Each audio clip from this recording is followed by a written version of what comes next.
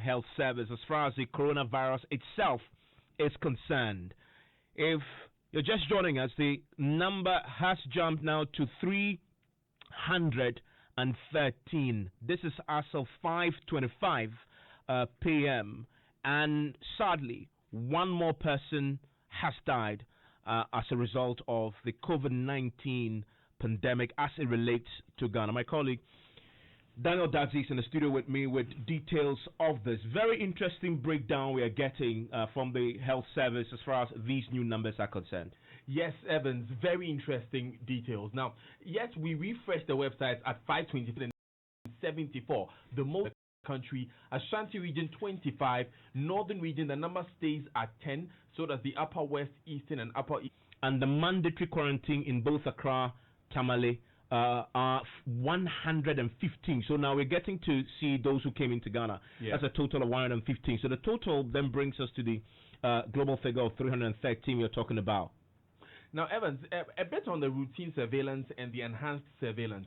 So for the routine surveillance cases, these are persons who the hospital with symptoms, and as a result of the monitoring of the health officials there, they are tested for COVID-19 and they're tested positive. But we do have enhanced testing, so from contact tracing and other enhanced surveillance activities that these officials of health service are carrying out. There's a period for mandatory quarantine for travelers who arrived on the 20th. 26 among those that were initially negative were found to have converted to be positive at the exit screening, bringing to a total of 105, which constitutes fatal when you cross the 60-year threshold. Yeah. But we are getting more people from 25 to 59. And my colleague Joseph Gakpo will join us very shortly. He's monitoring that for us. But we are getting some details as to how government plan to spend the 1.2 billion cedis once they get it. Daniel, what more do we know? So we know that, like you said earlier, this is 1.2 billion Ghana cedis. The biggest line item in this list is soft loans for micro, small and medium-sized businesses, which was also announced by the finance minister the last time he went before Parliament. That's 600 largest item, 323 million Ghana cedis. Now, this is a breakdown. Waiver of personal income taxes for all health workers for 3 months. You remember the president mentioned this at 241 million. That's how much it's going to cost us. Yes. Allowance for 50% of basic salary for all frontline health workers for 4 months, 80 million Ghana cedis. Okay. Busing the 3 months. That's a 3 months cover for Ghana Water bill. Thank you. Now this comes under support to households, which also includes Evans food packages and hot meals. That's 40 million, and Ghana National Buffer Stock Company, which is 40.3 million. So support to households is 280 million in total. Okay, so that's a huge figure for supporting households. My question there though is, so food packages, hot meals, which is 40 cedis. For how long? I mean, is it 3 months too? Because you must have a time frame to now quantify. But then we don't know when. Nobody knows when this COVID-19 crisis will be over. Exactly. I mean, so it'll be interesting to know how far along the line is this 40 million going to cover us until we have to probably go back for more. A simple breakdown for me is the question, because that time frame. That government specifically uses that 241 million Ghana cedis to support electricity payments, so that then there is trend, as was well articulated by Excellency John Dramani Mahama. Joseph. Evan. Yes, so that's him making the argument, but this is not all that had been controversial from the minority side. The majority leader of Evans Mensah was saying a media briefing right here in Parliament as we speak, responding to some of the concerns and the issues that the minority raised at the briefing earlier today. We'll get bits and pieces of that briefing. But again, there's P alone. So for those on the majority side, after what the... For what? 1.2 billion for spending. Now we're hearing about how he intends to spend it. But you have some issues with the way this whole thing has been handled. Thanks for having me, Evans. I think if you look at the Petroleum Revenue Management Act, it is perfectly within the right of the minister to do what he's doing, to cap the stabilization fund. And over the period, we have been engaging the ministry on setting rules and ensuring that we can cap, but the outstanding balance of the stabilization fund should be able to deliver on the object of the fund. And the object of the fund essentially is to be able to smoothen the budget. For example, we're having low oil price. So what that means is that what you projected to receive, you're not going to receive that. So you need extra buffer to be able to offset that deficit that will be created in the budget. So in this trying time, the minister would have needed a stabilization fund to be able to spend the amount of money he programmed to spend, so that the free SHS expenditure that is tied to oil can still be spent. The agriculture sector expenditure that is tied to oil revenue can still be spent. But interestingly, this time around, the minister is capping the stabilization fund so low to $100 million, rendering the fund, incapable of delivering on its object, and then sweeping the rest into the contingency fund. The law allows the excess of the cap to actually go into either contingency or debt service. But what is intriguing is that over the period, we have been moving money from the stabilization fund into debt service account without putting money into the contingency fund. And even though contingency fund, Parliament is supposed to ensure that at all times there is money in the fund to account for emergencies like we are having with COVID-19. But as we speak, it's a zero balance, account, and how that, came about raises significant concerns about how Parliament functions, because we are supposed to plan for the future. We are supposed to plan for emergencies, but we fail to plan for emergency, and therefore it has now become relevant that what is supposed to go into the budget to support development is now coming to address contingency. So then, how do you offset the deficit in the budget? And that is where the conversation about Heritage Fund now becomes important. The minister wants to now go and dip his hand into the Heritage It looks Fund. like they've abandoned that idea. Good news if that has been done, because we have to, develop that culture of saving, that culture of thinking about what next. Because if we are to save for the future when there is no oil to be able to support the budget, the question that you ask is that, can we ignore that exercise of always making sure that we have contingency to now go for other funds that are not meant for contingency expenditure? And I think that is where the contention has really been. But if you look at the law and how it is structured, he can do it because there are no rules on how much the cap should really be. And therefore, we've always capped it so low, rendering the stabilization fund irrelevant. And now the question really is, how are we going to fund the free SHS if students come back to school? How are we going to fund the agricultural sector if things come back to normal and have to put in money? How are we going to fund health infrastructure that were tied to the budget, to the oil revenues? Because we have depleted the stabilization fund, and it cannot actually be, stabilize the budget at this point. Big lesson there from what you're saying is, after this crisis is over, really should not be lost on us. Whilst we're having this conversation, into the future, what rules should exist to ensure that we are actually building those savings and buffer, and not living as if there is no tomorrow? We always have to be in that position to plan what we cannot foresee into the future. Very quickly, Parliament is still going to scrutinize. The committee meeting is done. The finance minister was asked a lot of these questions. You expect that Parliament will approve it anyway, the capping of the stabilization fund, so he can access the 200 million. You expect that to happen? Obviously, I expect that to happen. But I also been hearing that people are pushing for electricity. Yes, I wanted to ask you that. You think the government can carry that burden? I think Parliament can do anything, but it's not just about saying they should do it. Parliament should propose how we're going to pay for that money, right? Because 3 months of electricity bill is about $350 million. That's about 2 billion Ghana cedis.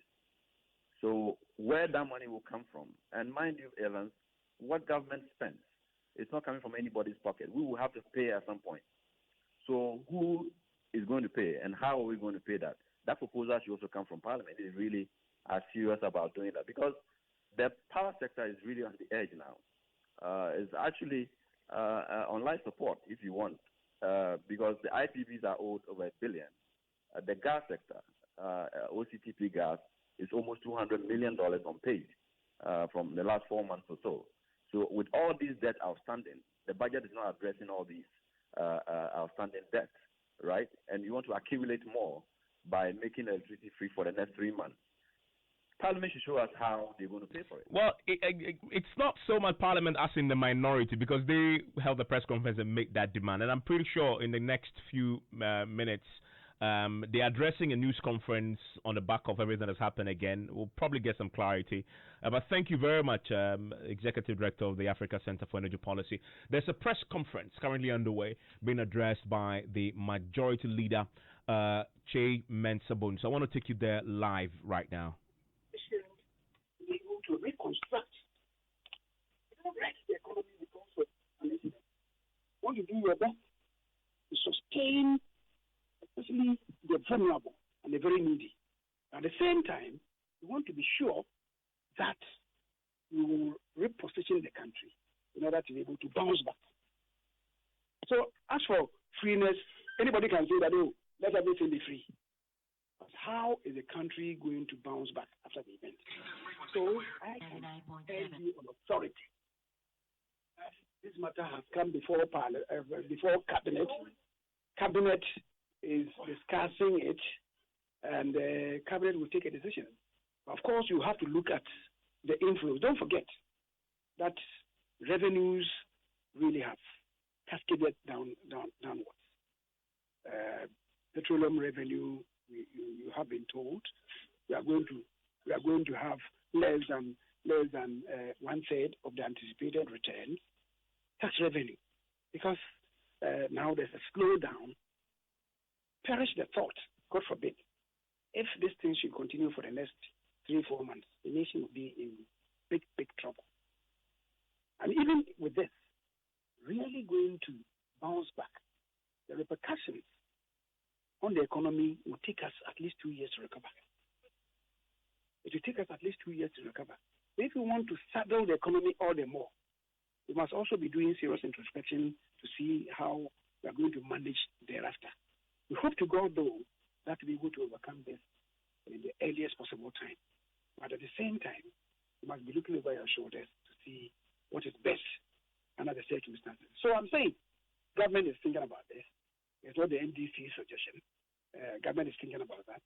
As to what the final decision would be, I'm not in a position to tell. But certainly, a decision will be made at the appropriate time, in the fullness of time, and the best will be done for the country. Thank you very much.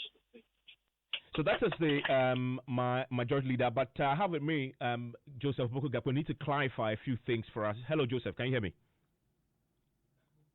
Hello, Joseph. Okay, I need to get Joseph. Hello, Joseph. Hello, Evan. Joseph, yes, you should have the Majority Leader. I need to ask him a few questions, if you may. Yes, Evans. He's right here with us, so we could engage him briefly.